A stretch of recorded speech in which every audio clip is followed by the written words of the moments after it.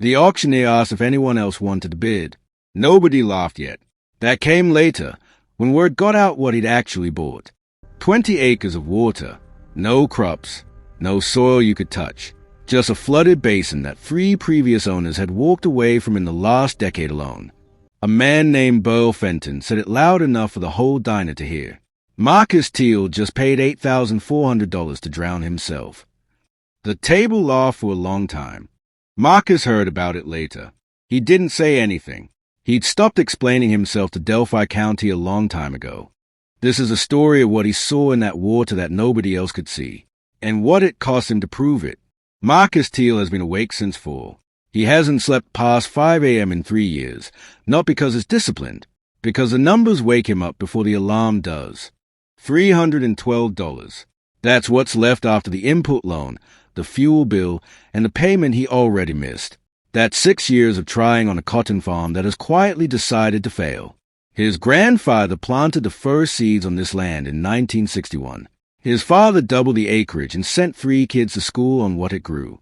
Marcus can't keep the lights on. Delphi County is the kind of place where your grandfather's reputation is still currency, which means your failures are public, and they compound interest. His wife Dina has worked the early shift at Morrell for 9 years, 6 days a week, $11.40 an hour. She has never once complained about it to Marcus. That's the part that breaks him. Their daughter Kezia is 12. She does her homework at the same table where her father does the math that doesn't work. She stopped asking how the farm is doing about a year ago. Marcus only went to the extension workshop because Dina told him to get out of the house. He sat in the back row. He had already decided he wasn't going to learn anything. Dr. Chauvet was talking about flooded land, not how to drain it, how to use it. He told himself the man was young and had probably never farmed anything. He told himself flooded land was a problem, not an opportunity. But the numbers on that screen wouldn't leave him alone. $400 to $700 per acre, net, on land nobody else wanted, on land that was already wet. Dr. Chauvet caught him in the parking lot. He said there was a 20-acre flooded parcel on Belloia Road. Bank was auctioning for back taxes, $8,400. He sat in that truck for 22 minutes. He did the math 6 different ways. Every single version told him he couldn't afford to do this. The 7th version told him he couldn't afford not to. He drove out to Belloia Road before sunrise the next morning. He stood at the fence for a long time. There was nothing to look at but water, and he looked at it like it owed him something. The bank said no. His credit line was already stretched, and flooded land had no conventional income projection they could lend against. The loan officer said, "Marcus, flooded land isn't collateral. It's liability." That savings account was Kezia's college fund. It was the emergency fund, the backup plan, the thing that let Dina sleep at night. Marcus slid the auction notice across the table and didn't say a word. She said, "That's everything we have left, Marcus." He said, "I know." She walked to the bedroom and closed the door, and he sat there until 2 a.m., alone with the numbers and the silence. He won the auction on a Thursday morning in March. $8,400, the last of what they had saved. He drove home and told Dina before he told anyone else. By Thursday afternoon, the whole county knew. Burl Fenton held court at Morrell for 2 days on the subject of Marcus Teel's latest mistake. Dina heard every word. She refilled their coffee without looking up. He cleared the outer margin by hand over 11 days. His back gave out on day 7. He drove to the parcel, sat on the tailgate for an hour, then got back in the water. Nobody came to help. He hadn't expected them to. On the 12th day, he set a test trap in the deepest part of the parcel. He pulled it the next morning. 11 wild red swamp crawfish. The water wasn't dead. It was already full of life. Dr. Chauvet drove out the following week. He explained the method while they walked, integrated rice-crawfish aquaculture. South Louisiana rice farmers have combined these 2 crops since the 1950s, turning flooded off-season fields into one of the most profitable systems in American agriculture. The method is elegant in its simplicity. You plant a forage crop, rice, stubble, or sorghum, in the dry summer months. You flood the field in October. The decaying vegetation feeds the microscopic organisms. The organisms feed the crawfish. The land works for you all winter long. Marcus stocked his 20 acres with 1,400 pounds of red swamp crawfish broodstock, the species Louisiana buyers prefer above all others. Cost $1,900. He budgeted $6,300 for his first full season, pump hire, traps, bait, and labor. He began harvesting in December and ran traps every 2 days through to April. By the end of the season, his 20 acres had yielded just under 17,000 pounds of live crawfish. That's 848 pounds per acre, right in line with what the best-run operations in Delphi County were producing. First season gross, $44,800, at $2.65 a pound to the seafood processor. First season operating costs, $6,300. He calculated it 4 times because he was certain he'd made an error. He hadn't. The second season started the way the first one ended, with promise. He had expanded his trap lines, ordered fresh broodstock, and spoken to his neighbor Wade about leasing an adjacent 8 acres. Then he saw the water. White spot syndrome virus, a viral disease that had been spreading through Louisiana crawfish ponds since it was first confirmed in the state in 2007. It travels in shared canal water, in the bait fish use in traps, carried by birds moving between ponds. There is no cure, because it's a virus, not a bacterium. Nothing you put in the water touches it. Within 4 days, he had lost 75% of his stock. He ran the numbers on his phone.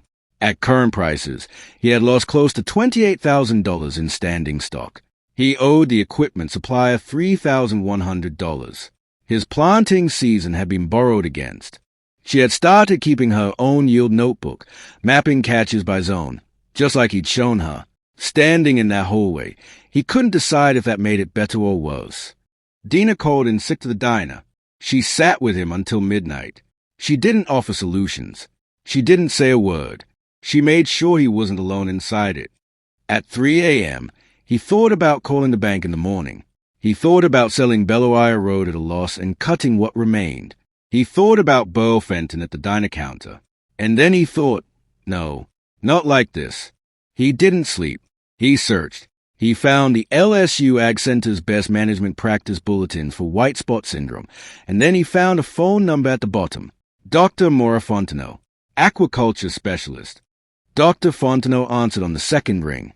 She told him clearly the pond had to be fully drained, the bottom left to dry completely, and then treated with agricultural lime before any water came back in. Minimum rest, 6 weeks. Then restock from a clean, verified disease-free source.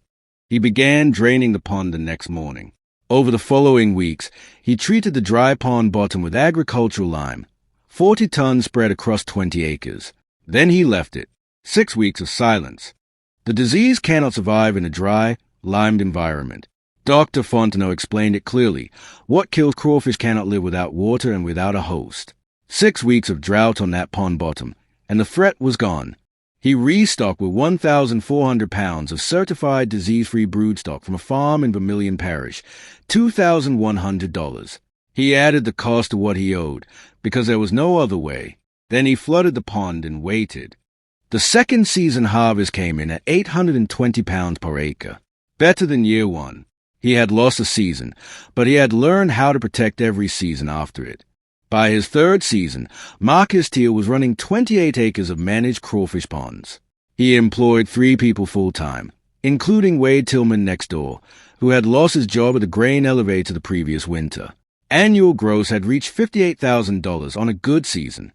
He paid off the equipment supplier. He rebuilt the savings account, every dollar of it. And one November morning, without telling Dina, he had the porch repainted. She cried when she saw it. He pretended not to notice. Dina still works at Morals. She says she loves the regulars, and she'll leave when she's ready. Marcus doesn't argue. For the first time in years, he eats breakfast without his stomach in a knot. Kezia works the traps with him on Saturday mornings. She keeps a yield notebook, tracking catches by zone, water temperature, trap spacing. She is 13 years old, and she already understands this land better than Marcus did at 35. He doesn't say that out loud. He doesn't have to. Last February, the Extension Office asked Marcus to lead the workshop. 31 farmers came. 3 of them have since signed leases on flooded parcels in the county. He recognized the look on their faces, arms crossed, eyes skeptical, already gone in their minds. He'd worn that expression in that room 3 years before. He comes to the edge of the pond most evenings, not because he has to check anything, just because he can't quite believe it's his. And he never wants to stop feeling that. They told Marcus the land was worthless because it was wet. They were measuring it by what it couldn't do. He spent 11 days in the mud discovering what it already was. Most of us have a flooded 20 acres somewhere. Not a field. Maybe a failed business. A rejected application. A relationship everyone else said to walk away from. A talent people laughed at. Something we've been taught to see as the problem, when it might actually be the answer. Marcus Teel didn't find opportunity on dry, promising land. He found it in the flooded, abandoned, written-off place where nobody else wanted to stand. The question that changed everything for him is simple enough to say and hard enough to answer honestly. What if the thing I was told to drain was exactly the thing I was meant to fill? If this story reminded you that the land other people write off is sometimes exactly where you were meant to grow, share it with one person today who needs to hear it. Subscribe to Farm Surge. Every week, we find the farmer who didn't quit, and we show you exactly what they built instead.